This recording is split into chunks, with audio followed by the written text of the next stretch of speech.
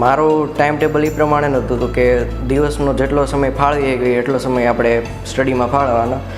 સવારે આવીને ટાઈમ મળે તો કલાક ફિઝિક્સ કરતા અમે, એટલે કહેવાય ને માઇન્ડ ફ્રેશ ન હોય તો એ એને ઠેકાણે આવી જાય, માઇન્ડ હરખું ફ્રેશ થઈ જાય. કારણ કે સવારમાં આવીને તરત વાંચવાનું એવું શરૂ કરી દેવી તો પાછું માઇન્ડ ન લાગે એવું થાય.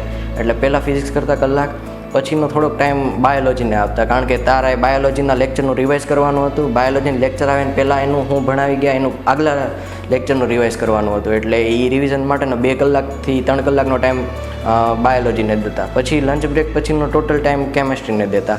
છેલ્લી 1 કલાકની વાર હોય ને ત્યારે બધા સબ્જેક્ટમાં જે હાયલું હોય ને એની ઉપરથી નજર ફેરવી નાખવાની. અડધી કલાક થતી, જાજો સમય ન લાગે એ, અને પછીને અડધી કલાકમાં ડેઇલી ટેસ્ટ દઈ દેવાની.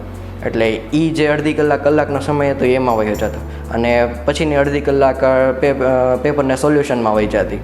અને પછી ફ્રેશ થતા અને 7:30 પાછા આવી જતા.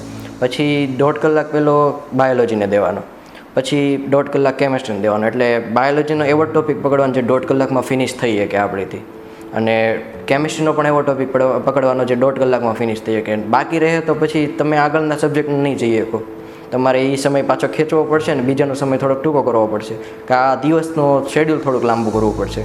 અને પછી ઘરે જતા ને ત્યારે ઊંઘ આવતી, એટલે એ સમય ટાઈમે ફિઝિક્સ કરવાનું પાછું. ફિઝિક્સ છેલ્લી 1 કલાકમાં નેટ રીડિંગના, કારણ કે 11 વાગે 10 વાગે એટલે આપણને ઊંઘ આવવાનું શરૂ થઈ જ જાય. એટલે ગણતરીનો વિષય પકડી દો તો ઊંઘ ન આવે, થોડુંક માઇન્ડ એક્ટિવ રહે આપણું. એટલે 10 થી 11 વાગ્યા સુધી એ કરતાં, પછી 15-20 મિનિટનો બ્રેક ઘરે જાવી એટલે લેતા, અને પાછું કલાક ફિઝિક્સ કરવાનું. એ રીતના અમારું શેડ્યુલ હતું.